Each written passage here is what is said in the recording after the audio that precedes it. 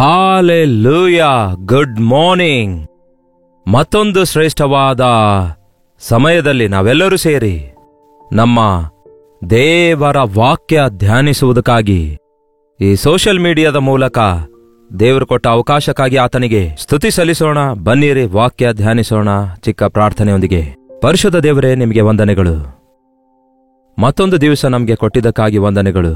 ಈ ಶುಕ್ರವಾರದಂದು ನಿಮ್ಮ ಸನ್ನಿಧಿಯಲ್ಲಿ ಕೂಡಿ ಬರುವಂತಹ ನಾವೆಲ್ಲರೂ ವಾಕ್ಯದಿಂದ ಪ್ರಾರಂಭಿಸಲು ಸಹಾಯ ಮಾಡಿರಿ. ಮುಖ್ಯವಾಗಿ ಈ ದಿನ ಶುಕ್ರವಾರ ಉಪವಾಸ ಪ್ರಾರ್ಥನೆಯಲ್ಲಿ ಪಾಲ್ಗೊಂಡು ಆಧ್ಯಾತ್ಮಿಕವಾಗಿ ಉಜ್ಜೀವಗೊಳ್ಳಲು ಸಹಾಯ ಮಾಡಿರಿ ಎಂದು ಕ್ರಿಸ್ತನ ನಾಮದಲ್ಲಿ ಬೇಡುತ್ತೇನೆ ತಂದೆಯೇ, ಆಮೇನ್.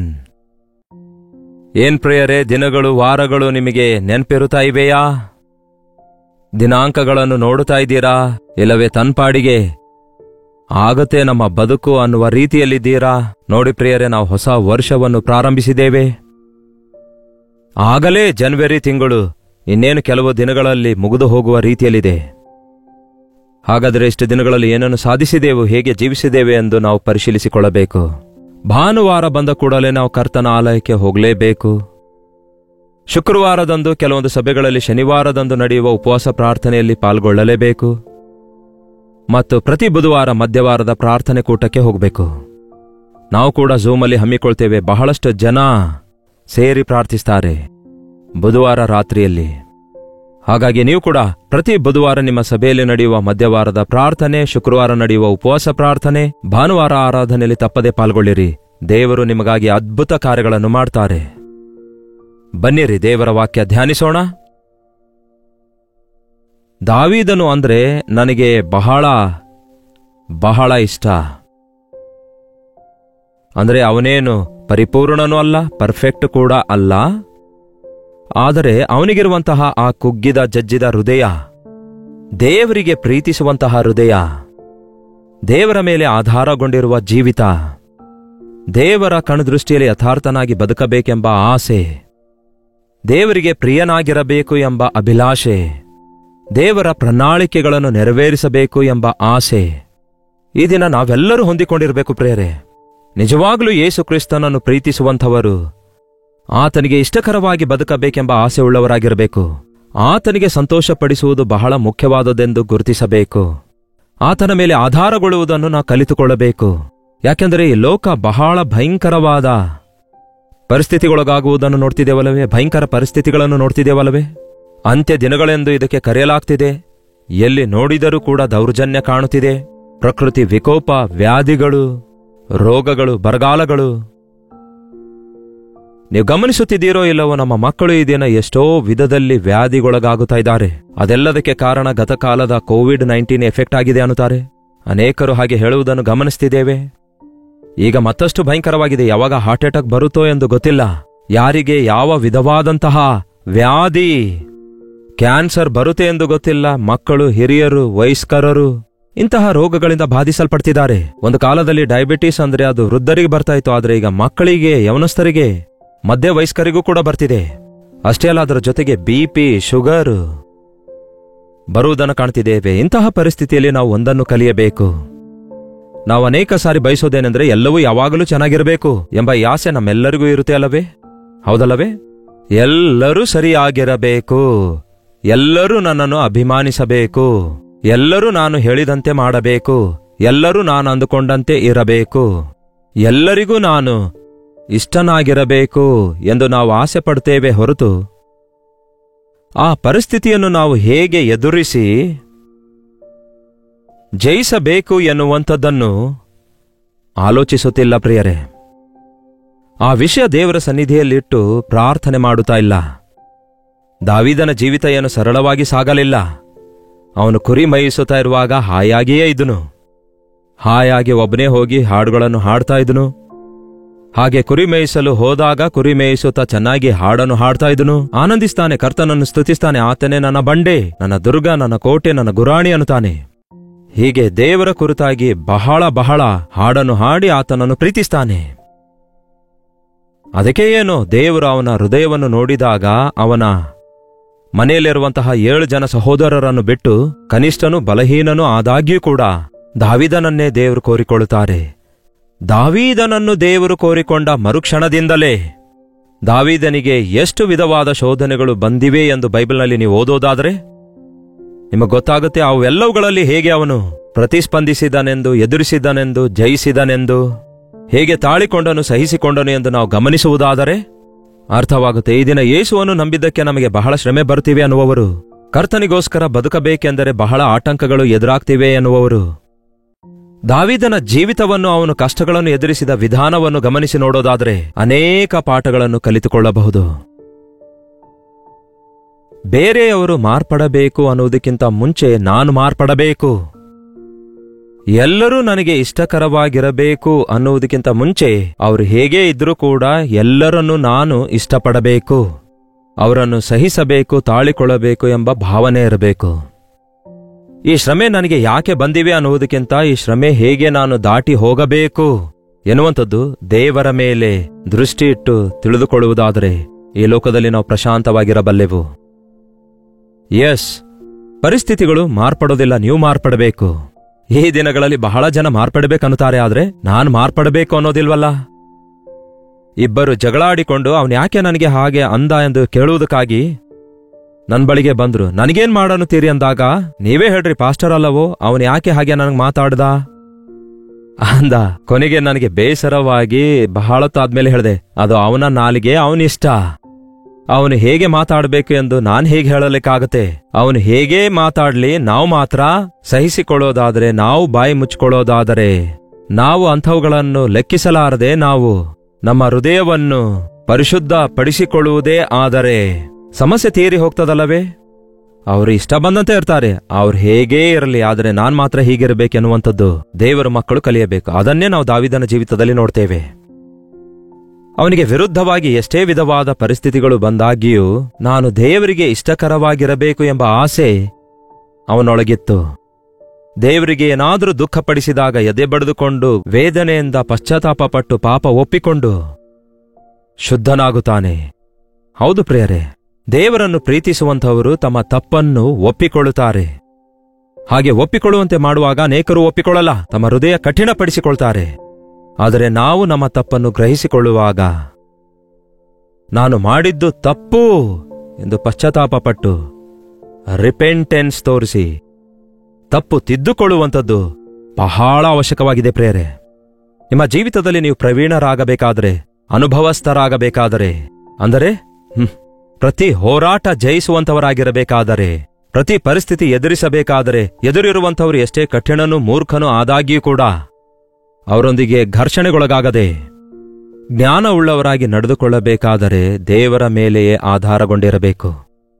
ದಾವೀದನಲ್ಲಿರುವ ಮತ್ತೊಂದು ಪ್ರತ್ಯೇಕತೆ ಏನೆಂದರೆ, ಪ್ರತಿ ಕ್ಷಣ ಪ್ರತಿಯೊಂದು ವಿಷಯದಲ್ಲಿ ದೇವರ ಚಿತ್ತ ಏನೆಂದು ಕೇಳಿ ತಿಳ್ಕೊಳ್ತಿದ್ದನಂತೆ. ಶತ್ರು ಬಂದ ಕೂಡಲೇ ಗುದಿತೇನೆ ಎಂಬುದಾಗಿ ಗುದಿಯಲು ಹೋಗ್ತಾ ಇರಲಿಲ್ಲ. ಆದರೆ ದೇವರೇ, ಈ ಶತ್ರುಗಳನ್ನು ಜಯಿಸಲು ನನಗೆ ಹೋಗನ್ನುತ್ತೀಯಾ, ಅವರೊಂದಿಗೆ ಹೋರಾಡು ಅನ್ನುತ್ತೀಯಾ, ಇವರೊಂದಿಗೆ ಯುದ್ಧ ಮಾಡನ್ನುತ್ತೀಯಾ ಎಂದು ದೇವರಿಗೆ ಕೇಳಿರುವಂತೆ ಅನೇಕ ಸಾರಿ ನಾವು ಬೈಬಲ್ನಲ್ಲಿ ನೋಡ್ತೇವೆ. ಒಂದೆರಡು ರೆಫರೆನ್ಸ್ ನಿಮಗೆ ತೋರಿಸ್ತೇನೆ, ಬನ್ನಿ. ದಯವಿಟ್ಟು ನಿಮ್ಮ ಬೈಬಲ್ಗಳನ್ನು ತೆರೆಯಿರಿ. ಮೊದಲನೇ ಸಾಮುವೇಲ ಪುಸ್ತಕ 23ನೇ ಅಧ್ಯಾಯ ವಚನ 1ರಿಂದ. ಫಿಲಿಸ್ಟಿಯರು ಕೆಯಿಲಕ್ಕೆ ಮುತ್ತಿಗೆ ಹಾಕಿ ಅಲ್ಲಿನ ಕಣಗಳನ್ನು ಸೂರೆ ಮಾಡುತ್ತಿರುವ ವರ್ತಮಾನವು ದಾವೀದನಿಗೆ ಮುಟ್ಟಿತು. ಆಗ ದಾವೀದನು, ನಾನು ಹೋಗಿ ಫಿಲಿಸ್ಟಿಯರನ್ನು ಹೊಡೆಯಬಹುದೋ ಎಂದು ಯೆಹೋವನ ಮುಂದೆ ವಿಚಾರಿಸಿ ಕೇಳಿದನು. ಈ ಫಿಲಿಸ್ಟಿಯರು ಯಾವಾಗ ನೋಡಿದ್ರೂ ಕೂಡ ಇಸ್ರಾಯೇಲರ ವಿರುದ್ಧ ದಾಳಿ ಮಾಡಲು ಬರ್ತಾ ಇದ್ರು. ಆ ಇಸ್ರಾಯೇಲರನ್ನು ದೋಚಿಕೊಳ್ಳುವ ಪ್ರಯತ್ನ ಮಾಡುವುದನ್ನು ನಾವು ಕಾಣ್ತೇವೆ. ನಿಮಗೆ ನೆನಪಿದೆಯಾ? 6 ಮೊಳ ಎತ್ತರ ಇರುವ ಗೊಲಿಯಾತನು ಬೇರೆ ಯಾರೂ ಅಲ್ಲ, ಫಿಲಿಸ್ಟಿಯನ್ ಆಗಿದ್ದ. ಅವನನ್ನೇ ಸೋಲಿಸುತ್ತಾನೆ ಒಂದು ಕಾಲದಲ್ಲಿ ದಾವೀದನು. ಆದಾಗಿಯೂ ಈ ಫಿಲಿಸ್ಟಿಯರು ಮೇಲಿಂದ ಮೇಲೆ ಇಸ್ರಾಯೇಲರನ್ನು ಬೆನ್ನಟ್ಟುತ್ತಾ ಅವರನ್ನು ಕಾಡಿಸುತ್ತಾ ಇರುವಾಗ, ಆ ದಿನ ಗೊಲಿಯಾತನಿಗೆ ಕೊಂದ ಶಕ್ತಿ ನನಗಿರೋದ್ರಿಂದ ಈ ದಿನ ಎಲ್ಲಾ ಫಿಲಿಸ್ಟಿಯರನ್ನು ಜಯಿಸುತ್ತೇನೆ ಎಂದು ತನ್ನ ಮೇಲೆ ತಾನು ಆಧಾರಗೊಂಡು ತನಗಿಷ್ಟ ಬಂದಂತೆ ಮಾಡಲಿಲ್ಲ. ಆದರೆ ದಾವೀದ ಹೇಳ್ತಾನೆ, ದೇವರೇ, ಇವರನ್ನು ನಾನು ಹೋಗಿ ಈ ಫಿಲಿಸ್ಟಿಯರನ್ನು ಹತ ಮಾಡಬಹುದೋ ಎಂದು ಕೇಳ್ತಾನೆ. ಅವರೊಡನೆ ಯುದ್ಧ ಮಾಡಿ ಅವರಿಗೆ ಅಂತ್ಯಗೊಳಿಸುವುದು ನಿನಗಿಷ್ಟವೋ? ಇದು ನಿನ್ನ ಚಿತ್ತವಾಗಿದೆಯೋ? ನನಗೆ ಹೋಗನ್ನುತ್ತೀಯಾ ಎಂಬುದಾಗಿ ವಿಚಾರಿಸಿ ಕೇಳುತ್ತಾನೆ. ಹಿ ಎನ್ಕ್ವೈರ್ಡ್. ನೋಡಿ ಪ್ರಿಯರೇ, ಎನ್ಕ್ವೈರ್ ಮಾಡುತ್ತಾನೆ, ಹೋಗನುತೀಯ ದೇವರ ಮುಂದೆ. ನಾವು ಕೂಡ ಎನ್ಕ್ವೈರ್ ಮಾಡಬೇಕು, ಅಂದ್ರೆ ವಿಚಾರಿಸಿ ಕೇಳಬೇಕು. ಕನ್ನಡದಲ್ಲಿ ವಾಡಿಕೆ ಪದ ಯಾವುದೆಂದ್ರೆ ಕೇಳಿ ತಿಳ್ಕೊಳ್ಳುವಂಥದ್ದು, ಮಾಡ್ಬೇಕೋ ಬೇಡವೋ ಎಂಬುದಾಗಿ. ಹೌದಲ್ಲವೇ? ಈ ದಿನ ನಿಜವಾಗ್ಲೂ ನಾವು ದೇವರಿಗೆ ಕೇಳಿ ತಿಳ್ಕೊಳ್ಳುವಂಥವರಾಗಿಲ್ಲ. ಬೇಕಾದ್ರೆ ಮನುಷ್ಯರಿಗೆ ಎಷ್ಟು ಬೇಕಷ್ಟು ಕೇಳ್ತೇವೆ. ಇಲ್ಲ ಅಂದ್ರೆ ತಂತ್ರಜ್ಞಾನ ಇದೆಯಲ್ಲವೇ, ಗೂಗಲ್ಗೆ ಹೋಗಿ ಆ ಗೂಗಲಿನ ಸಲಹೆ ತೆಗೆದುಕೊಳ್ಳುವಂಥವರಿದ್ದಾರೆ ಹೊರತು, ಅಯ್ಯೋ ಈ ಆಕಾಶವನ್ನು, ಈ ಸೃಷ್ಟಿಯನ್ನು, ಆ ಸ್ಯಾಟಲೈಟ್ಸ್ಗಳನ್ನು ಸಮಸ್ತವನ್ನು ಸೃಷ್ಟಿಸಿದಂತಹ ಅನಂತ ಜ್ಞಾನ ಹೊಂದಿರುವಂತಹ ದೇವರ ಬಳಿಗೆ ಹೋಗಿ ದೇವರ ಚಿತ್ತ ಏನೆಂದು ಅರಿತುಕೊಳ್ಳುವುದಕ್ಕೆ ಆಸೆಯುಳ್ಳವರಾಗಿರಬೇಕು. ಈ ಉದಯ ಕಾಲ ಸಮಯದಲ್ಲಿ ವಾಕ್ಯ ಕೇಳ್ತಿರುವ ಸಹೋದರ ಸಹೋದರಿಯರೇ, ನಿಮ್ಮ ಜೀವಿತದಲ್ಲಿ ನೀವು ಎದುರಿಸುತ್ತಿರುವಂತಹ ಪ್ರತಿ ಸಮಸ್ಯೆಗೂ ಬೇಕಾದ ಪರಿಷ್ಕಾರ ಪರಿಶುದ್ಧ ಸತ್ಯವೇದದಲ್ಲಿದೆ. ನೀವು ಯಾವುದನ್ನು ಮಾಡಬಾರದು, ಯಾವುದನ್ನು ಮಾಡಬೇಕು, ಯಾವುದನ್ನು ಯಾವಾಗ ಮಾಡಬೇಕು, ಯಾವಾಗ ಮಾಡಬಾರದೆಂದು ನಿಮಗೆ ಬಹಳ ಚೆನ್ನಾಗಿ ತಿಳಿಯಪಡಿಸುವಂತಹ ಲಿಖಿತ ರೂಪದಲ್ಲಿರುವಂತಹ ದೇವರ ವಾಕ್ಯ ಅದು ಲಭ್ಯವಾಗಿದೆ. ಮೊಳಕಾಲೂರಿ ಪ್ರಾರ್ಥಿಸುವುದರ ಮೂಲಕ ಅದನ್ನು ನೀವು ಸ್ವಾಧೀನ ಮಾಡಿಕೊಂಡು ನೀವು ಗುರುತಿಸಿಕೊಳ್ಳಬಲ್ಲಿರಿ. ದಾವೀದನು ಪ್ರಾರ್ಥನೆ ಮಾಡ್ತಾ ಇದ್ದನು, ದೇವರೇ ಹೋಗನುತೀಯಾ, ನನಗೆ ಶಕ್ತಿ ಇದೆಯಲ್ಲವೇ, ನಾನು ಬಲಿಷ್ಠನಾಗಿದ್ದೇನಲ್ಲವೇ, ಗೊಲಿಯಾತನನ್ನೇ ಕೊಂದು ಹಾಕಿದ್ದೇನೆ. ಇವರು ಎಷ್ಟರವರು ಅಂದುಕೊಳ್ಳಲಿಲ್ಲ. ದೇವರ ಚಿತ್ತ ಏನೆಂದು ಕೇಳಿದ. ದೇವರೇ ನನಗೆ ಹೋಗನುತೀಯಾ ಎಂದು ವಿಚಾರಿಸಿ ಕೇಳಿದಾಗ ಯೆಹೋವನು ಹೇಳ್ತಾರೆ, ನೀನು ಹೋಗಿ ಅವರನ್ನು ಸಂಹರಿಸಿ ಕೈಲಾದವರನ್ನು, ಇಲ್ಲವೇ ಕೈಲಾ ಊರನ್ನು ರಕ್ಷಿಸು ಎಂದು ದಾವೀದನಿಗೆ ಉತ್ತರ ಕೊಟ್ಟನು. ಹೋಗು, ಅವರೆಲ್ಲರನ್ನು ಹತಮಾಡಿ ಅವರ ವಶದಲ್ಲಿರುವಂತಹ ಕೈಲಾ ಊರನ್ನು ಬಿಡಿಸು ಅನ್ನುತ್ತಾರೆ. ಆಗ ಹೋಗುತ್ತಾನೆ, ಮತ್ತೆ ಅಲ್ಲಿ ಜಯ ಕಾಣುತ್ತಾನೆ. ಮತ್ತೆ 4ನೇ ವಚನದಲ್ಲಿ ನೋಡ್ತೇವೆ, ದಾವೀದನು ಮತ್ತೊಮ್ಮೆ ಯೆಹೋವನಿಗೆ ವಿಚಾರಿಸಿ ಕೇಳಿದನು. ಆಗ ಯೆಹೋವನು, ನೀನೆದ್ದು ಕೈಲಕ್ಕೆ ಹೋಗು, ನಾನು ಫಿಲಿಸ್ಟಿಯರನ್ನು ನಿನ್ನ ಕೈಗೆ ಒಪ್ಪಿಸಿದ್ದೇನೆ ಎಂದು ಉತ್ತರ ಕೊಟ್ಟನು. ಮೇಲಿಂದ ಮೇಲೆ ದೇವರ ಚಿತ್ತ ತಿಳಿದುಕೊಳ್ಳುವಂಥವನಾಗಿದ್ದನು. ದೇವರೇ ಹೋಗನುತ್ತೀರಾ, ಈಗ ಹೋಗನುತ್ತೀರಾ, ಹೋಗಿ ಏನ್ ಮಾಡನುತ್ತೀರಿ, ಅವರನ್ನು ಹತ ಮಾಡಬೇಕೋ, ಅವರನ್ನು ಬಿಡಿಸೋ ಅನ್ನುತ್ತೀರೋ, ಅವರನ್ನು ಸ್ವತಂತ್ರಗೊಳಿಸೋ ಅನ್ನುತ್ತೀರೋ? ಕೇಳ್ತಾ ಇದ್ದನು. ಹೌದು ಪ್ರಿಯರೇ, ಬೆಳಗ್ಗೆ ಎದ್ದ ತಕ್ಷಣವೇ ದೇವರೇ ಈ ದಿನ ಎಲ್ಲಿಗೆ ಹೋಗನುತ್ತೀರಿ, ಏನ್ ಮಾಡನುತ್ತೀರಿ ಎಂದು ಕರ್ತನಿಗೆ ಕೇಳ್ತಾ ಇದ್ದೀರಾ? ಇಲ್ಲವೇ ದೇವರೇ ಇದನ್ನು ಮಾಡಬೇಕನ್ನುತ್ತಿದ್ದೇನೆ, ಅಲ್ಲಿಗೆ ಹೋಗಿ ಇದನ್ನು ಮಾಡಬೇಕಂದ್ಕೊಳ್ತಿದ್ದೇನೆ, ಅದಕ್ಕೋಸ್ಕರ ನನ್ನನ್ನು ಆಶೀರ್ವದಿಸು ಎಂದು ಬೇಡಿಕೊಳ್ತಾ ಇದ್ದೀರೋ? ನೋಡಿ, ಬಹಳಷ್ಟು ಜನ ದೇವರ ಚಿತ್ತ ತಿಳಿದುಕೊಳ್ಳೋದು ಹೇಗೆ ಎಂದು ಕೇಳ್ತಾರೆ. ದೇವರ ಚಿತ್ತಕ್ಕೆ ನಾವು ತಲೆ ಬಾಗಿ ನಮ್ಮ ಹೃದಯದ ಬಾಗಿಲು ತೆರೆದಾಗ ತಾನೆ, ನಾವು ಅದಕ್ಕೆ ವಿಧೇಯರಾದಾಗ ತಾನೆ ದೇವರು ತಿಳಿಯಪಡಿಸೋದು. ನಿಮಗೆ ಬೇಕಾದದ್ದೆಲ್ಲ ಒಂದು ಪತ್ರದ ಮೇಲೆ ಬರೆದು, ದೇವರೇ ಇವೆಲ್ಲ ನನಗೆ ಬೇಕಾಗಿದೆ, ಇವೆಲ್ಲ ನಿನ್ನ ಚಿತ್ತವೇ ಎಂದು ಭಾವಿಸಿ ನಾನು ನಂಬುತ್ತಿದ್ದೇನೆ, ಇದರ ಮೇಲೆ ಒಂದು ರಬ್ಬರ್ ಸ್ಟ್ಯಾಂಪ್ ಹಾಕಿ ಎಂಬಂತೆ ಇದರ ಮೇಲೆ ಒಂದು ಮುದ್ರೆ ಹಾಕು ಅನ್ನುವುದಾದ್ರೆ ಅದು ಹೇಗೆ ದೇವರ ಚಿತ್ತ ಆಗುತ್ತೆ? ನಿಮ್ಮ ಮನಸ್ಸಲ್ಲಿರುವುದೆಲ್ಲವನ್ನೂ ನೀವು ಕೋರಿಕೊಳ್ತಾ ಇದ್ದೀರಷ್ಟೇ. ದೇವರ ಚಿತ್ತ ತಿಳಿದುಕೊಳ್ಳಲು ಬಯಸುವುದಾದ್ರೆ ಒಂದು ಬಿಳಿ ಹಳೆಯನ್ನು ತೆಗೆದುಕೊಂಡು ಹೋಗಿ, ದೇವರೇ ನನಗೇನ್ ಮಾಡನ್ನುತ್ತೀರಿ ಹೇಳ್ರಿ, ಏನ್ ಮಾಡಬೇಕು ಹೇಳ್ರಿ, ನನಗೆ ಎಲ್ಲಿಗೆ ಹೋಗನ್ನುತ್ತೀರಿ ಹೇಳ್ರಿ, ನೀವು ಏನ್ ಹೇಳ್ತೀರೋ ಅದನ್ನೇ ಮಾಡುತ್ತೇನೆ, ಈಗೋ ವಿಧೇಯನಾಗುತ್ತೇನೆ ಎಂದು ಮೊದಲು ನಾವು ಸಹಿ ಹಾಕಬೇಕಲ್ಲಿ. ದೇವರೇ ನೀನ್ ಹೇಳಿದ್ದನ್ನೇ ನಾನು ಮಾಡ್ತೇನೆ ಎನ್ನುವಂಥದ್ದು ದೇವರ ಚಿತ್ತ ತಿಳಿದುಕೊಳ್ಳುವಂಥದ್ದಾಗಿ ಇರುತ್ತೆ. ಪ್ರತಿದಿನ ಉದಯದಲ್ಲಿ ಎದ್ದ ತಕ್ಷಣವೇ, ದೇವರೇ ಈ ದಿನ ನನಗಾಗಿ ನೀವು ಹಾಕಿಕೊಂಡಿರುವ ಪ್ರಣಾಳಿಕೆ ಏನಾಗಿವೆ, ಈ ದಿನ ಯಾವ ಕೆಲಸ ಮಾಡಬೇಕು, ಬಹಳ ಕೆಲಸ ಇವೆ, ನನಗೆ ಏನ್ ಮಾಡನ್ನುತ್ತೀರಿ, ಬಹಳ ನಿರ್ಣಯಗಳಿವೆ, ಯಾವ ನಿರ್ಣಯ ತೆಗೆದುಕೋ ಅನ್ನುತ್ತೀರಿ, ನಿಮ್ಮ ಚಿತ್ತ ಏನೆಂದು ನನಗೆ ಬಯಲ್ಪಡಿಸು ಎಂದು ಕೇಳೋದಾದ್ರೆ ಸ್ಪಷ್ಟವಾಗಿ ಪ್ರತಿದಿನ ತನ್ನ ಆಲೋಚನೆ ತಿಳಿಯಪಡಿಸಿ ನಮಗೆ ನಡೆಸಲು ಕರ್ತನು ಸಿದ್ಧನಾಗಿದ್ದಾರೆ. ನಿಜವಾಗ್ಲೂ ನಿಮ್ಮ ಅವಶ್ಯಕತೆ ಏನೆಂದು ನನಗೆ ಗೊತ್ತಿಲ್ಲ, ನನ್ನ ಅವಶ್ಯಕತೆ ಏನೆಂದು ನಿಮಗೆ ಗೊತ್ತಿಲ್ಲ. ಒಂದೇ ಮನೆಯಲ್ಲಿರುವವರಿಗೆ ಒಬ್ಬರ ಅವಶ್ಯಕತೆ ಒಬ್ಬರಿಗೆ ಗೊತ್ತಾಗೋದಿಲ್ಲ. ಆದರೆ ನಮ್ಮ ಹೃದಯ ಮತ್ತು ಅಂತರ್ಯ ತಿಳ್ಕೊಂಡ ಕರ್ತನಿಗೆ ನಮ್ಮ ಅಗತ್ಯತೆ ಗೊತ್ತು, ನಮ್ಮ ಹೋರಾಟ ಏನೆಂದು ಗೊತ್ತು. ನಮಗೆ ಜಯವನ್ನು ಶಕ್ತಿಯನ್ನು ಕೊಡಬಲ್ಲ ಆತನಾಗಿರುವುದರಿಂದ ಆತನಿಗೆ ನಾವು ವಿಚಾರಿಸಿ ತಿಳಿದುಕೊಳ್ಳೋದಾದ್ರೆ, ಆತನ ಬಳಿಗೆ ಹೋಗಿ ಆತನಲ್ಲಿ ಕಾದುಕೊಂಡು ಆತನ ಚಿತ್ತ ಅರಿತುಕೊಳ್ಳೋದಾದ್ರೆ ಅದ್ಭುತವಾದ ಜಯ ನೋಡಬಲ್ಲೆವು. ಈ ರೀತಿ ನೋಡ್ತಾ ಹೋದ್ರೆ ಬಹಳಷ್ಟು ಸಾರಿ ದಾವೀದನು ತನ್ನ ಜೀವಿತದಲ್ಲಿ ಅಂತಹ ಹೋರಾಟ ಎದುರಿಸ್ತಾನೆ. ಒಂದು ಸಾರಿ ಚಿಕ್ಲಾಗ್ ಎಂಬ ಊರಲ್ಲಿ ಸುಮಾರು ಒಂದು 400 ಜನ ಆ ಊರಿಗೆ ಹೋಗಿ ಸೇರಿದಾಗ, ಆಗಲೇ ಈ ಇಸ್ರಾಯೇಲರೆಲ್ಲ ಯುದ್ಧಕ್ಕೆ ಹೋಗಿ ಬಂದಾಗ ಆ ಊರಿನ ಮೇಲೆ ದಾಳಿ ಮಾಡಿದಂತಹ ಶತ್ರುಗಳು ಆ ಊರನ್ನೆಲ್ಲ ಫುಲ್ಲಾಗಿ ಸುಟ್ಟಾಕಿ ಇಸ್ರಾಯೇಲರ ಹೆಂಡತಿಯರನ್ನು, ಮಕ್ಕಳನ್ನು, ಆಸ್ತಿಯನ್ನು ಎಲ್ಲವನ್ನೂ ದೋಚಿಕೊಂಡು ಹೋಗ್ತಾರೆ. ಆಮೇಲೆ ಈ ಇಸ್ರಾಯೇಲ್ ಪುರುಷರೆಲ್ಲರೂ ತಿರುಗಿ ಬಂದು ನೋಡಿದ್ರೆ, ಕೆಲವು ದಿನಗಳಾದ ನಂತರ ತಮ್ಮ ಹೆಂಡತಿ ಮಕ್ಕಳನ್ನು ನೋಡಬೇಕೆಂದು ಮನೆಗೆ ಹೋಗಿ ಸೇರೋಣ, ಮಕ್ಕಳೊಂದಿಗೆ ಆಟ ಆಡೋಣ ಎಂಬ ಎಷ್ಟೋ ಆಸೆಯಿಂದ ಅಲ್ಲಿಗೆ ಬಂದು ನೋಡೋಷ್ಟೊತ್ತಿಗೆ ಅವರಿಗೆ ಆಶ್ಚರ್ಯವಾಗುತ್ತೆ. ಅವರ ಮನೆಯೆಲ್ಲ ಸುಟ್ಟು ಹೋಗಿರುತ್ತೆ, ಅವರ ಮನೆಗಳೆಲ್ಲ ಸುಟ್ಟು ಬೂದಿಯಾಗಿರ್ತವೆ, ಅವರ ಹೆಂಡತಿ ಮಕ್ಕಳು ಕಾಣಿಸ್ತಾ ಇಲ್ಲ, ವಸ್ತು ವಾಹನಗಳು ಕಾಣಿಸ್ತಾ ಇಲ್ಲ. ಅಯ್ಯೋ, ವಸ್ತುಗಳು ಹೋದ್ರೆ ಹೋಗ್ಲಿ ಪರವಾಗಿಲ್ಲ, ನಮ್ಮ ಕುಟುಂಬಸ್ಥರು ಎಲ್ಲಿ ಎಂದು ಅವರು ಅಳಲಾರಂಭಿಸುತ್ತಾರೆ. ಅವರಿಗೆ ಶಕ್ತಿ ಇಲ್ಲದಷ್ಟು ಗಟ್ಟಿಯಾಗಿ ಅಳ್ತಾರಂತೆ. ಹೌದು, ಕೆಲವೊಂದು ಸಾರಿ ಆಕಸ್ಮಿಕವಾದ ಪರಿಸ್ಥಿತಿಗಳು ಎದುರಾದಾಗ ನಾವು ಸಾಕಷ್ಟು ಹತ್ತು ದೇವರನ್ನು ದೂಷಿಸಿ ಸುಮ್ಮನಾಗ್ತಿದ್ದೇವೆ ಹೊರತು, ಇಲ್ಲವೇ ಇದಕ್ಕೆ ಕಾರಣ ಅವರು ಇವರು ಎಂಬುದಾಗಿ ಅವ್ರ ಮೇಲೆ ಇವ್ರ ಮೇಲೆ ನೆಪ ಹೊರಿಸುತ್ತಿದ್ದೇವೆ ಹೊರತು, ಕೊನೆಗೆ ಇಸ್ರಾಯೇಲರೆಲ್ಲ ದಾವೀದನ ವಿರುದ್ಧ ತಿರುಗಿ ಬೀಳ್ತಾರೆ. ನಿನ್ನಿಂದಲೇ ಇದೆಲ್ಲ ಆಯ್ತು ಅನ್ನುತ್ತಾರೆ. ದಾವೀದನು ಕೂಡ ತನ್ನ ಕುಟುಂಬ ಕಳ್ಕೊಳ್ತಾನೆ, ಅವನಿಗಿರೋದೆಲ್ಲ ಕಳ್ಕೊಳ್ತಾನೆ. ದಾವೀದನು ಕೂಡ ಅದೇ ಪರಿಸ್ಥಿತಿಯಲ್ಲಿದ್ದಾನೆ. ಒಂದೇ ಸಾರಿ ಅವನೊಂದಿಗಿರುವವರೆಲ್ಲ ಅವನ ವಿರುದ್ಧ ತಿರುಗಿ ಬಿದ್ದದ್ದಕ್ಕೆ ಇನ್ನೇನ್ ಮಾಡಬೇಕು ಹೇಳಿ? ದಾವೀದ ಏನ್ ಮಾಡ್ಲಿಕ್ಕಾಗುತ್ತೆ ಹೇಳಿ? ನಾವಾದ್ರೂ ಕೊಂದಾಕಿರಿ, ಕಲ್ಲೆಸೆದು ಕೊಂದಾಕಿರಿ ಎಂದು ನಾವು ಹೇಳ್ತಾ ಇದ್ದೇವೇನೋ. ಆದರೆ ದಾವೀದನು ತನ್ನ ದೇವರಾದ ಯೆಹೋವನಲ್ಲಿ ಧೈರ್ಯ ತಂದುಕೊಳ್ತಾನಂತೆ. ಕುಗ್ಗಿ ಹೋದ ಸಮಯದಲ್ಲಿ, ಬಲಹೀನ ಸಮಯದಲ್ಲಿ, ನಿಮ್ಮ ಸ್ವಂತವರೇ, ನಿಮ್ಮ ಮನೆಯವರೇ ನಿಮ್ಮ ವಿರುದ್ಧ ತಿರುಗಿ ಬಿದ್ದಾಗ, ನೀವು ಆಶಿಸಿದಂತಹ ಪರಿಸ್ಥಿತಿಗಳು ನಿಮಗೆ ವ್ಯತಿರೇಕವಾದಾಗ, ನೀವು ಸಹಾಯಕ್ಕೋಸ್ಕರ ಕೈ ಚಾಚಿದರೆ ಶಿಕ್ಷೆ ನಿಮಗುಂಟಾದಾಗ, ದುಃಖ ಉಂಟಾದಾಗ, ಕುಗ್ಗಿ ಹೋಗಬೇಡ್ರಿ, ನಿರುತ್ಸಾಹರಾಗಬೇಡಿ. ಹಾಗಾಗಲು ಮನುಷ್ಯರನ್ನು ನಂಬಿದ್ದೇವೆಂದು ಗುರುತಿಸಿರಿ. ಹಾಗಾಗಿ ದೇವರ ಮೇಲೆ ನಂಬಿಕೆ ಇಡಿರಿ. ದೇವರಾದ ಯೆಹೋವನಲ್ಲಿ ಧೈರ್ಯ ತಂದುಕೊಳ್ಳಿರಿ. ನಿಮ್ಮ ದೇವರು ನಿಮ್ಮನ್ನು ಧೈರ್ಯಪಡಿಸುವಂಥವರಾಗಿದ್ದಾರೆ. ದೇವರೇ, ನನಗೇನ್ ಮಾಡನ್ನುತ್ತೀರಿ ಈ ಸಮಯದಲ್ಲಿ ಎಂಬುದಾಗಿ ಎಂದು ಕೇಳಬೇಕು. ಬಹಳ ಕ್ರಿಟಿಕಲ್ ಪರಿಸ್ಥಿತಿಯಲ್ಲಿ ನಮಗೆ ಕೋಪ ಬಂದಾಗ ರಾಂಗ್ ಡಿಸಿಷನ್ಸ್ ತೆಗೆದುಕೊಳ್ತೇವೆ.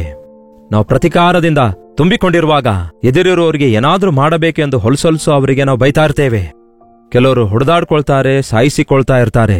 ಅಂತಹ ಪರಿಸ್ಥಿತಿಗಳಲ್ಲಿ, ಅಂತಹ ಭಯಂಕರವಾದ ಟೆನ್ಷನ್ ಅಲ್ಲಿ, ಒತ್ತಡದಲ್ಲಿ ದಾವೀದನು ವಿಚಾರಿಸಿ ಕೇಳ್ತಾ ಇದ್ದಾನೆ, ದೇವರೇ, ಏನ್ ಮಾಡನ್ನುತ್ತೀರಿ ಪರಿಸ್ಥಿತಿಯಲ್ಲಿ? ಶತ್ರುವನ್ನು ಬೆನ್ನಟ್ಟಿ ಓಡಿಸಿ ಅನ್ನುತ್ತೀರಾ ಎಂದು ಕರ್ತನಿಗೆ ಕೇಳಿದ್ರೆ ಸ್ಪಷ್ಟವಾಗಿ ದೇವರು ಹೇಳ್ತಾರೆ. ಇದೇ 1 ಸಾಮುವೇಲ 30ನೇ ಅಧ್ಯಾಯ 8ನೇ ವಚನದಲ್ಲಿ. ಬೇಕಾದ್ರೆ ಪೂರ್ತಿ ಓದ್ ನೋಡಿ.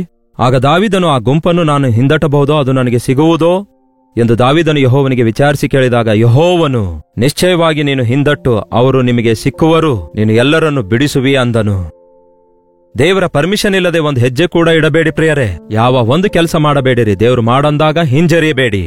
ಹಿಂದಟ್ಟುತ್ತಾನೆ. ಎಲ್ಲವನ್ನು, ಅವನಿಂದ ದೋಚಿಕೊಳ್ಳಲ್ಪಟ್ಟದೆಲ್ಲವನ್ನು ತಿರುಗಿ ಹೊಂದಿಕೊಳ್ಳುತ್ತಾನೆ. ಅಷ್ಟೇ ಅಲ್ಲ, ಶತ್ರು ತಮ್ಮ ಸಂಪಾದನೆ ಬಿಟ್ಟು ಹೋಗಿರೋದ್ರಿಂದ ಎಷ್ಟೊಂದು 2 ಪಟ್ಟಷ್ಟು ಅತ್ಯಧಿಕವಾಗಿ ಆಶೀರ್ವದಿಸಲ್ಪಡ್ತಾನೆ. ಬನ್ನಿ ಪ್ರಾರ್ಥಿಸೋಣ. ಪರಿಶುದ್ಧ ದೇವರೇ, ನಿಮಗೆ ವಂದನೆಗಳು. ನೀವು ನಮ್ಮ ಸಂಗಡ ಇರೋದಾದ್ರೆ ನಮಗೆ ಜಯ ಇದೆ ಎಂಬುದಾಗಿ, ನಿಮ್ಮ ಚಿತ್ತದ ಅಡಿಯಲ್ಲಿದ್ರೆ ನಮಗೆ ಸಂರಕ್ಷಣೆ ಇದೆ ಎಂಬುದಾಗಿ, ಇದನ್ನು ನಿಮಗೆ ಕೇಳಿ ತಿಳ್ಕೊಳ್ಳೋದಾದ್ರೆ ನಾವು ಜಯಶೀಲರಾಗುತ್ತೇವೆ ಎಂದು ಗುರುತಿಸಲು ಸಹಾಯ ಮಾಡಿರಿ. ಕುಗ್ಗಿ ಹೋದ ಸಮಯದಲ್ಲಿ, ಹೋರಾಟದ ಸಮಯದಲ್ಲಿ, ಅನುದಿನವೂ ಅನುಕ್ಷಣವೂ ಎಲ್ಲಾ ವಿಷಯಗಳಲ್ಲಿ ನಿಮ್ಮ ಬಳಿಯಲ್ಲಿ ವಿಚಾರಿಸಿ, ನಿಮಗೆ ಪ್ರಾರ್ಥಿಸಿ, ನಿಮ್ಮ ಚಿತ್ತದಂತೆ ನಡೆದುಕೊಳ್ಳುವಂತೆ ನಮ್ಮ ಪ್ರತಿಯೊಬ್ಬರಿಗೂ ಸಹಾಯ ಮಾಡಿರೆಂದು ಕ್ರಿಸ್ತನ ನಾಮದಲ್ಲಿ ಬೇಡುತ್ತೇನೆ ತಂದೆಯೇ, ಆಮೇನ್. ತಂದೆಯಾದ ದೇವರ ಪ್ರೀತಿಯು, ಮಗನಾಗಿರುವಂತಹ ಕ್ರಿಸ್ತನ ಕೃಪೆಯು, ಆದರಣೆಕರ್ತನಾದ ಪರಿಶುದ್ಧಾತ್ಮನ ಸಹವಾಸವು ಕೂಡಿ ಬಂದಿರುವ ನಮ್ಮೆಲ್ಲರ ಸಂಗಡ ಇಂದಿಗೂ ಸದಾಕಾಲಕ್ಕೂ ನೆಲೆಯಾಗಿರಲಿ. ಆಮೇನ್. ದೇವರಿಗೆ ಸ್ತೋತ್ರ. ನಿಮ್ಮ ಪ್ರಾರ್ಥನಾ ಮನವಿ 8939731313 ನಂಬರಿಗೆ ಒಂದು ಟೆಕ್ಸ್ಟ್ ಇಲ್ಲವೇ ವಾಯ್ಸ್ ಮೆಸೇಜ್ ಮೂಲಕ ವಾಟ್ಸ್ಆಪ್ ಕಳಿಸಿಕೊಡಿರಿ. ನಾವು ನಿಮಗೋಸ್ಕರ ಪ್ರಾರ್ಥಿಸುತ್ತಿದ್ದೇವೆ. ಒಂದು ವೇಳೆ ಇತರ ದೇಶದಿಂದಲೂ ಕೂಡ ವೀಕ್ಷಿಸುವುದಾದರೆ ಇದೇ ನಂಬರಿಗೆ ನಿಮ್ಮ ಪ್ರಾರ್ಥನಾ ಮನವಿಗಳನ್ನು ಕಳಿಸಿಕೊಡಿರಿ. ನಿಮಗೋಸ್ಕರ ನಾವು ಯಾವಾಗಲೂ ಪ್ರಾರ್ಥಿಸುತ್ತಿದ್ದೇವೆ. ನೀವು ಸಹ ಪ್ರಾರ್ಥಿಸಿರಿ. ದೇವರು ಅದ್ಭುತ ಕಾರ್ಯ ಮಾಡ್ತಾರೆ. ತನ್ನ ಚಿತ್ತವಿರೋದಾದ್ರೆ ಮತ್ತೆ ನಾಳೆ ಇದೇ ಅನುದಿನದ ಧ್ಯಾನದಲ್ಲಿ ಭೇಟಿಯಾಗೋಣ. ಮಾತ್ರವಲ್ಲ, ಈ ದಿನ ಉಪವಾಸ ಪ್ರಾರ್ಥನೆ, ದಯವಿಟ್ಟು ನಿಮ್ಮ ಸಭೆಗಳಲ್ಲಿರುವಂತಹ ಉಪವಾಸ ಪ್ರಾರ್ಥನೆಗಳಲ್ಲಿ ಭಾಗವಹಿಸಿ ಪ್ರಾರ್ಥಿಸಿರಿ. ದೇವರು ಅದ್ಭುತ ಕಾರ್ಯ ಮಾಡ್ತಾರೆ. ದೇವರ ಮಹಾಕೃಪೆ ನಿಮ್ಮೆಲ್ಲರೊಂದಿಗಿರಲಿ.